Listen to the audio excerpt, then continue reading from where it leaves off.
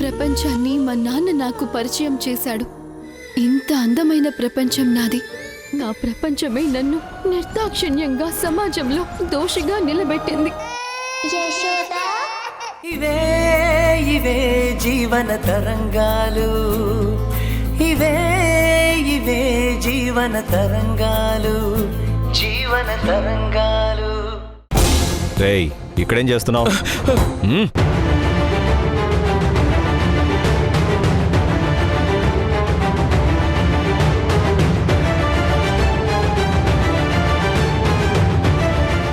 ఏం చేస్తున్నావు ఇక్కడ? నేనే తప్పు చేయలేదు సార్. నాకేం తెలియదు సార్. రా నువ్వు. నేనే తప్పు చేయలేదు సార్. నడవరా ముందు. నాకేం తెలీదు. నువ్వెలాంటి వాడివో సొసైటీలో అందరికీ బాగా తెలుసు. నువ్వు పెద్ద 420. పార్టీలో పబ్బుల్లో గొడవ పట్టడం, అప్పులు ఎగ్గొట్టడం నీ హాబీ. ఇక్కడ ఏ ఘనకార్యం చేద్దామని వచ్చావరా? పదా స్టేషన్కి. సార్,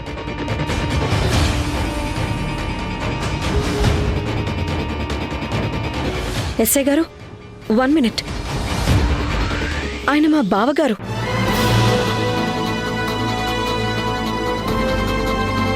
ఇలాంటి వాడు మీ బంధువా? I can't believe this madam.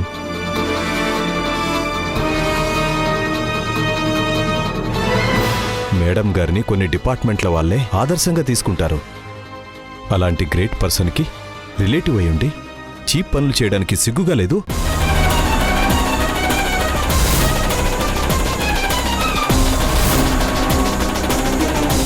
నీలాంటి వాళ్ల వల్ల మేడం గారికి చెడ్డ పేరు వస్తుంది.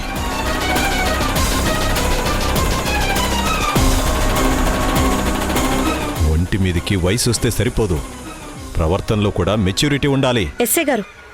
సారీ మేడం, వెళ్ళొస్తాను మేడం. నాన్న,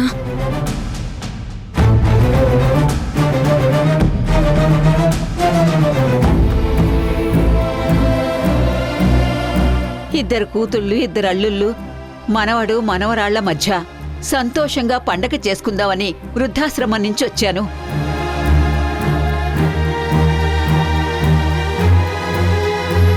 ఇదంతా ఆనందంగా జరిగిందని తృప్తిపడేలోపు ఎస్ఐ వచ్చి పెద్దల్లుణ్ణి తలదించుకునేలా మాట్లాడి వెళ్ళాడు.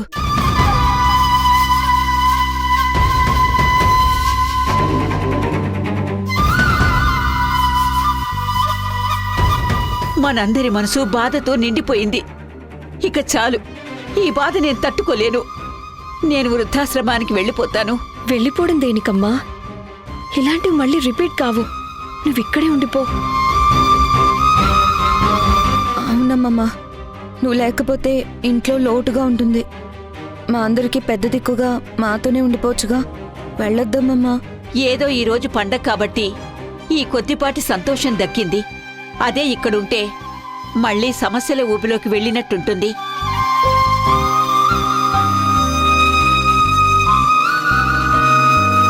వాళ్లతో ఉన్నా మన కాస్త మనశ్శాంతి కూడా ఆవిరైపోతుందేమోనని నాకు భయంగా ఉంది. అందుకే వెళ్తానంటున్నాను. నన్నెవరూ ఆపకండి. అమ్మా ప్లీజ్ అమ్మా, ఎన్ని రోజులు నిన్ను మిస్ అయింది చాలు. నీకు మనశ్శాంతి ఉండేలా నేను చేస్తాను. ఉండిపో అమ్మా ప్లీజ్. దేవిక, వద్దు, అమ్మని వెళ్ళనివ్వు. మనకు లేని ప్రశాంతత తనకైనా దక్కనివ్వు. నువ్వు వెళ్ళిరామ్మా.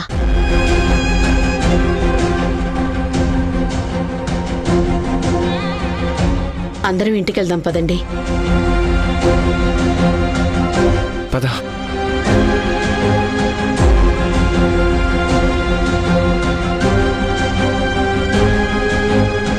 పండగ పిలిచినందుకు థ్యాంక్స్ ఆంటీ.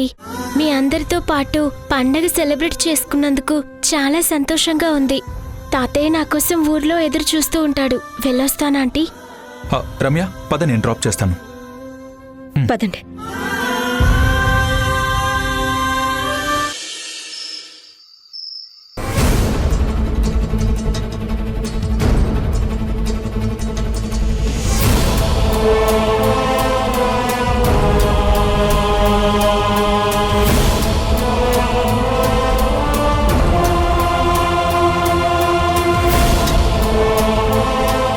ప్రవర్తనేం బాలేదు.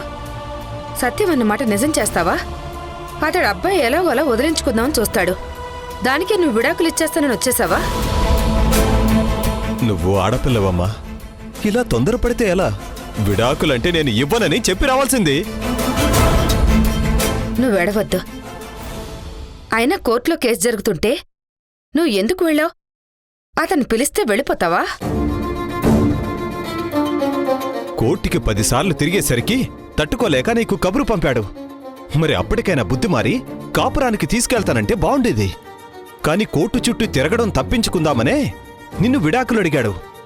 ఇంకో 2 సంవత్సరాల కేసు నడుస్తుంది. అప్పుడు తిక్క కుదురుతుంది. చేతిలో ఉన్న డబ్బంతా అయిపోవాలి. అప్పుడు బుద్ధొస్తుంది. కోర్టులో కేసు గెలవడం కష్టం, అందుకే నన్ను పిలిపించారు. అవునమ్మా, గెలవటం కుదరదు. అప్పుడు ఆయనకి విడాకులు రావు. అవును, రావు. అంటే ఆయనతో కలిసి బతకాలి. లేకపోతే తమాషానా? పెళ్ళంటే ఏమనుకుంటున్నారు? నిండు 100 ఏళ్ల పంట. 2 జీవితాలు కలిసి కాపురం చేయాలి.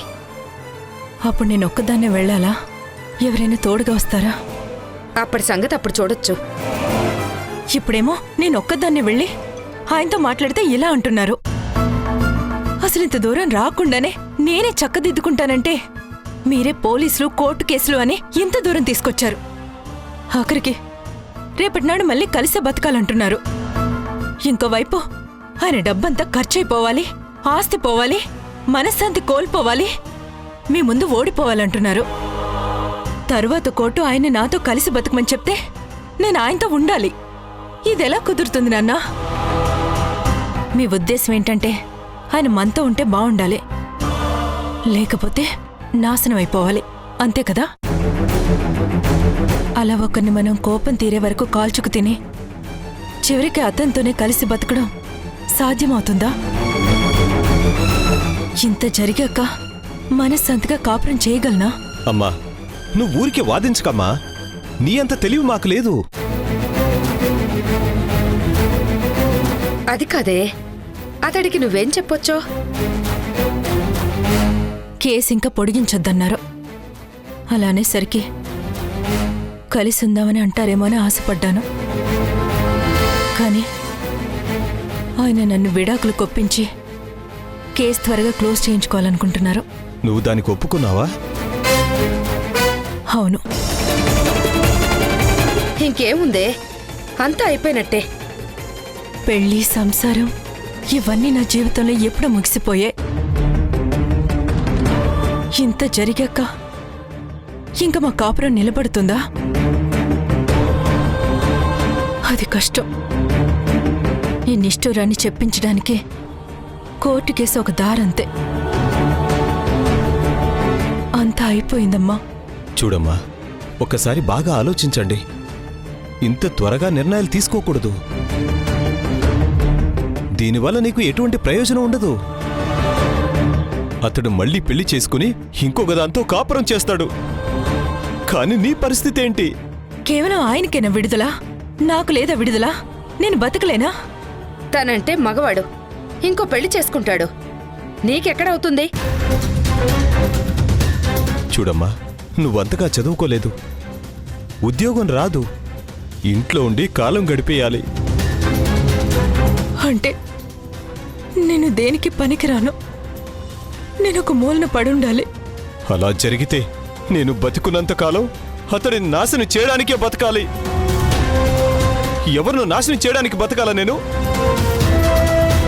అందుకు ఉన్న ఆస్తినంతా కరిగించుకుంటూ పోవాలా? దానికి వల్ల ఎవరికి సుఖం, ఎవరికి లాభమమ్మా? అయినా ఇంత జరిగాక కలిసి ఎలా కాపురం చేస్తాం చెప్పండి? నన్నేమో విడాకులు ఇస్తానంటే తప్పు అంటున్నారు. కానీ మీరాయన్ని కోర్టు చుట్టూ తిప్పి తిప్పి ఆలసిపోయేలా చేయొచ్చు. ఇలా చేశాక మా కాపురం నిలబడుతుందా? కష్టం నాన్న. ఈ కేసు, చట్టం ఇవన్నీ వేస్ట్ కదా. నాకు ఆ జీవితం వద్దు. తర్వాత ఏం జరిగితే అదే జరుగుతుంది. ఇప్పుడైతే సంతకం చేసొస్తాను.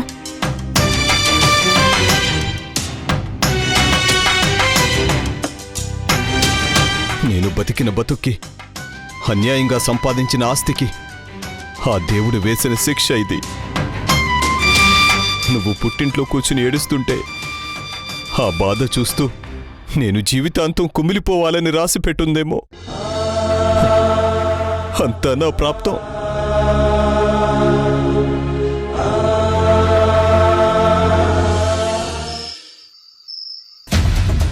అరే, ఆయన మీ నాన్నరా? ఆయన మీద నీకెందుకురా అంత ద్వేషం? ద్వేషం కాదమ్మా, ఇష్టం లేదు అంతే. ఎందుకురా అలా మాట్లాడుతున్నావు? నువ్వంటే మీ నాన్నకు ఎంత ఇష్టమో తెలుసా? నువ్వు అడిగింది ఏదైనా తీసుకొస్తారు. చిన్నప్పుడు నిన్ను భుజాలపై ఎత్తుకొని తిప్పారు, కాలు కూడా కింద పెట్టనివ్వలేదురా. నువ్వు పుట్టినప్పుడు ఆయన ఎంతో సంతోషపడ్డారు తెలుసా? కొడుకు పుట్టాడని అందరికీ చెప్పుకొని ఎంత మురిసిపోయారు. నీకోసం బంగారు మొలతాడు చేయించి తీసుకొచ్చారు. నేను అడిగానా అమ్మా? ప్రేమతో నల్లదారం కడితే వద్దనేవాణ్ణా? నీ మీద ఆయనకున్న ప్రేమ అలా చూపించారురా.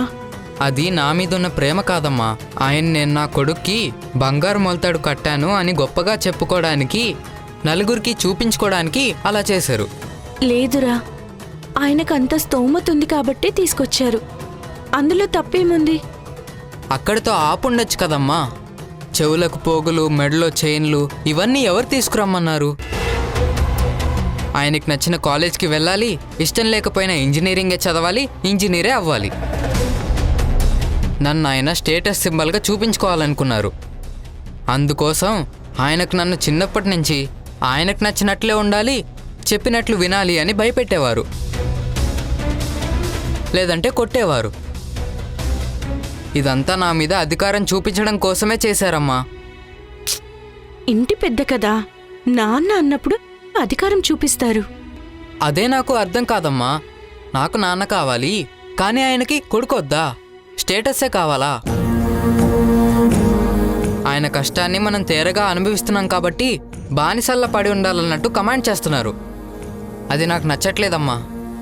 అందుకేనా నువ్వు హాస్టల్కి వెళ్తానంటున్నా? చిన్నప్పుడు తెలీదమ్మా ఆయన ఎలా సంపాదించారో. అందుకే అప్పుడిచ్చిన ప్రతిదీ తీసుకున్నాను. కానీ ఇకపై ఆ మనిషి ఏమీ ఇవ్వాల్సిన అవసరం లేదు. ముందు హాస్టల్కి వెళ్తాను, అక్కడ ఇండిపెండెంట్గా ఉంటాను.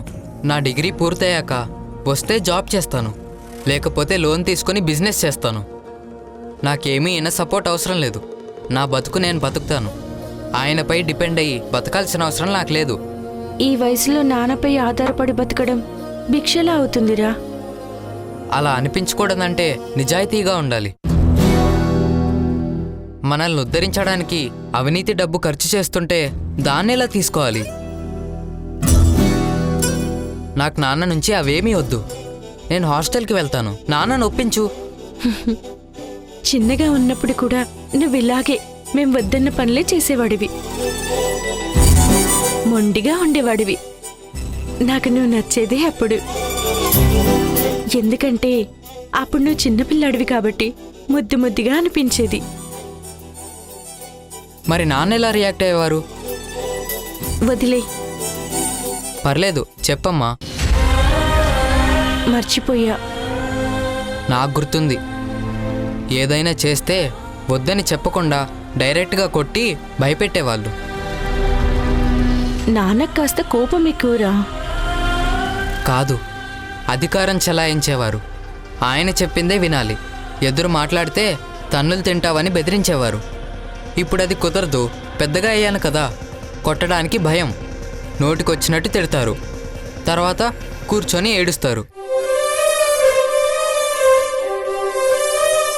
చిన్నగానే ఉండుంటే బాగుండేది. ఇప్పుడు పెద్దవాడివైపోతున్నావు, ఇన్ని మాటలు మాట్లాడుతున్నావు. ఎక్కడ దూరంగా వెళ్ళిపోతావేమోనని భయం. మాటలు నేర్పించకుండా ఉండాల్సిందమ్మా. ఇలా ఎదిరించి మాట్లాడేవాన్ని కాదు. ఇన్ని విషయాలు అర్థం కాకుండా ఉండాల్సిందిరా. అప్పుడు తప్పొప్పు తెలిసేది కాదులే అమ్మా. నాన్న ఎలాంటి వారో క్వశ్చన్ చేసేవాడిని కాదు. అప్పుడు నాకు ఈ బాధ ఉండేది కాదు. నువ్వు హాస్టల్కి వెళ్తావని అడిగేవాడివే కాదు. అలాంటి మందబుద్ధి కలిగిన కొడుకైతే నీకు సంతోషమా అమ్మా?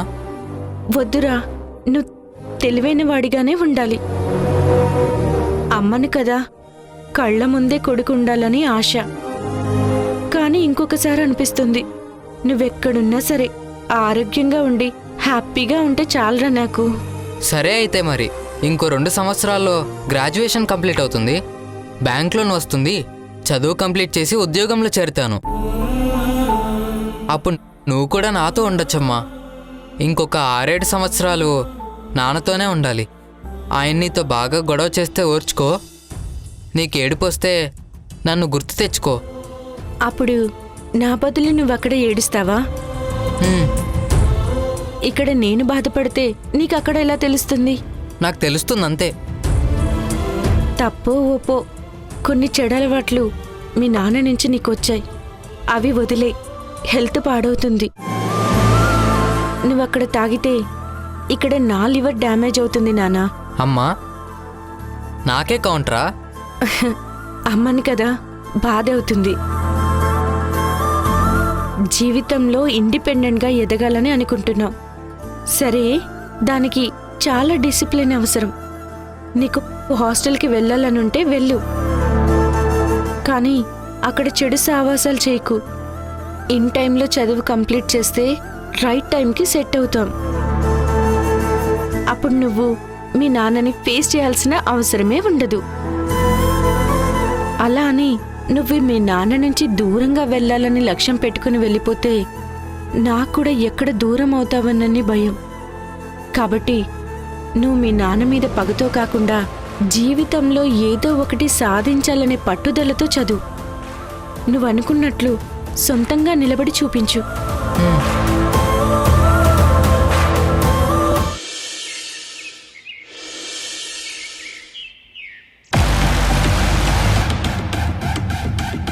ఓన్లీ 2 months ఇన్స్టాల్మెంట్ కట్టలేదు, దానికే మీరు దేవికాకి చెప్పాల్సిన అవసరం లేదు కదా. నాకు రావాల్సిన డబ్బు వెనక్కి రావడం ముఖ్యం. అందుకు ఎవరి దగ్గరికి వెళ్తే త్వరగా వస్తుందో వాళ్ళ దగ్గరికి వెళ్తాం. అయినా నాకు ఒక మాట చెప్పాల్సింది కదా. చెప్పుంటే ఏదో ఒకటి చేసేవాళ్ళం కదా, రికవరీ అయ్యేదేమో. దేవికకు వెళ్ళి చెప్పడం మంచిదనిపించింది, అందుకే అక్కడికి వెళ్ళాను. అందుకోసమే వెళ్ళారా? దీపా, నువ్వు కాసేపు ఊరికే ఉండు. ఇదిగోండి సార్, 2 నెలల ఇన్స్టాల్మెంట్ చెక్. మా కంపెనీలో కొద్దిగా ప్రాబ్లం, శాలరీ సరిగా ఇవ్వడం లేదు, అందుకే కొంచెం లేట్ అయింది. థ్యాంక్స్. ఇకపైన ఇన్స్టాల్మెంట్స్ డిలే చేయకండి. ఖచ్చితంగా చేయం సార్. ఇందాక మీరేదో చెప్తున్నారు. ఏం లేదు సార్. దేవిక విషయంలో మీరేదో చెప్పబోయారు. అక్కడికి వెళ్తే అప్పు త్వరగా వసూలవుతుంది అన్నారు, అందుకు కాదు మీరు వెళ్ళింది. అందుకేనమ్మా, ఇంకేముంది? ఇంటి డాక్యుమెంట్స్ మీ దగ్గరున్నాయని అప్పు కోసం షూరిటీగా పెట్టిన ఇంటిపై షేర్స్ డాక్యుమెంట్స్ రాసుకున్నారు. కాబట్టి ఆ ఇల్లు స్వాధీనం చేసుకోవడం చాలా సింపుల్ అని ఆమెకు చెప్తే బాగుండేది. దేవికకి ఎందుకలా చెప్పాలి? ఎందుకంటే ఆమె ఇన్కమ్ ట్యాక్స్ డిపార్ట్మెంట్ జిల్లా హెడ్ కాబట్టి ఎప్పుడైనా ఎక్కడైనా రైడ్ చేయొచ్చు. అందుకే ముందుగా తనను వెళ్లి కలిశారు. ఫ్యూచర్లో ఏదైనా సమస్య వస్తుందేమోనని తనకొక మాట చెప్పేసొచ్చారు. ఇల్లు స్వాధీనం చేసుకోవడానికొచ్చిన ఆ దేవిక మీ తప్పు లేదనుకోవాలి, అంతేనా? తెలివైన దానివే. ఏం చదువుకున్నావు? డిగ్రీ కంప్లీట్ చేయలేదు. చేస్తే నీ తెలివితేటలకు మంచి ఉద్యోగం వచ్చేదే. ఉద్యోగం పురుష లక్షణం, అందుకే ఆయన జాబ్ చేస్తున్నారు, నేను హౌస్ వైఫ్గా ఉన్నాను. కానీ ప్రెజెంట్ ఆయనకి జాబ్ కూడా ప్రాబ్లం వచ్చింది, కాబట్టి మీరు కొంచెం కోఆపరేట్ చేయాలి. చెప్పండి. ఈయనకి ముందు ముందు హాఫ్ శాలరీనే రావచ్చు, కానీ అప్పు మాత్రం 2 చోట్ల ఉంది. ఇటు మీ దగ్గర, అటు బ్యాంకులో. నెల నెల 2 చోట్ల అప్పు కట్టాలంటే కష్టం. అందుకని ఒకటే చోట అప్పుంటే నెలకొకటే ఇన్స్టాల్మెంట్లో ఎలాగోలా కట్టగలుగుతాం. ఇక్కడ అక్కడంటే చాలా ఎక్కువ అవుతుంది. మీ దగ్గరున్న మా ఇంటి పత్రాల విలువ ప్రస్తుతం మార్కెట్ వాల్యూ ప్రకారం 70 నుండి 80 లక్షల వరకు ఉంటుంది. మా అత్తమ్మకి ఈయనొక్కడే కొడుకు, ఆస్తి ఏమున్నా ఈయనకే వస్తుంది. అలా అని అప్పు తీర్చమని కాదు, కానీ ఒకే చోట అప్పుంటే మంచిది. వద్దు, అమ్మ ఒప్పుకోదు. అందుకు మీ అమ్మ ఒప్పుకోవాల్సిన అవసరం లేదు. మనం అప్పు ఇచ్చినప్పుడు రాసుకున్న డాక్యుమెంట్స్ చాలు. ఆయన అమ్మకి చెప్పకుండా ఎలా? చెబితే ఒప్పుకోదు. 2 చోట్ల అప్పుంటే మేనేజ్ చేయడం కష్టం. అప్పు మీద అప్పు, కొప్పు మీద కొప్పు, ఎప్పటికైనా బరువే. ఆవిడ చెప్పింది కూడా నిజమే. ఎలాగో అప్పు తీసుకుంటున్నారు కాబట్టి మీ అత్తమ్మకి చెప్పినా ఒకటే, చెప్పకున్నా ఒకటే. అమ్మకి తెలిస్తే ఎలా తెలుస్తుంది? అప్పు తీర్చకపోతే తెలుస్తుంది, తీరిస్తే ఎలా తెలుస్తుంది? ఫస్ట్ మీ బ్యాంకు నుంచి ఒక స్టేట్మెంట్ తీసుకురండి. దాన్ని బట్టి ఎంత అప్పు ఉందో తెలుసుకుని తర్వాత ఏం చేయాలో చేద్దాం. సరేనా? సరే అండి, స్టేట్మెంట్ తీసుకొని వస్తాం. వస్తామండి. మంచిది.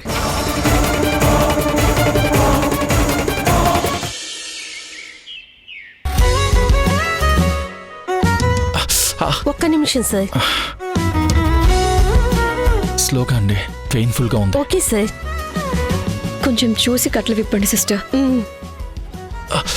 అయిపోయింది మేడం, ఇట్స్ ఓవర్.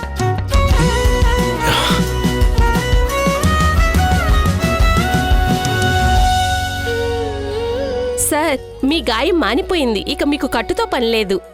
థ్యాంక్స్ అండి.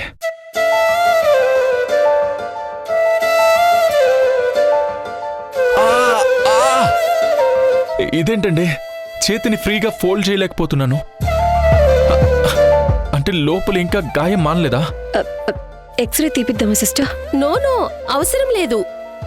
ఇన్ని రోజులు కట్టుండడం వల్ల నరాలన్నీ స్టిఫ్ అయ్యాయి. నార్మల్ అవ్వాలంటే ఏం చేయాలి?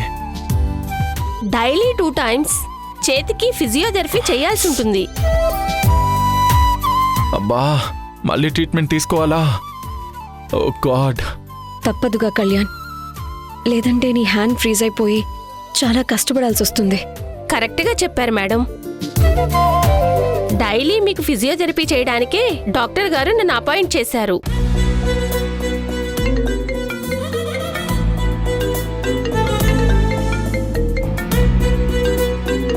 ఇదిగో డాక్టర్ గారే కాల్ చేశారు.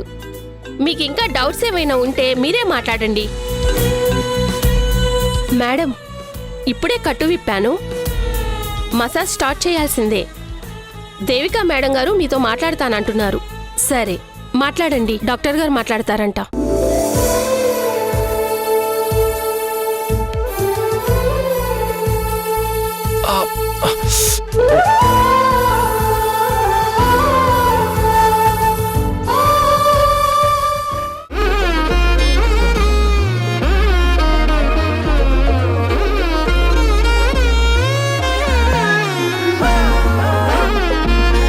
నువ్విలా మసాజ్ చేస్తుంటే నాకేమనిపిస్తుందో తెలుసా దేవిక?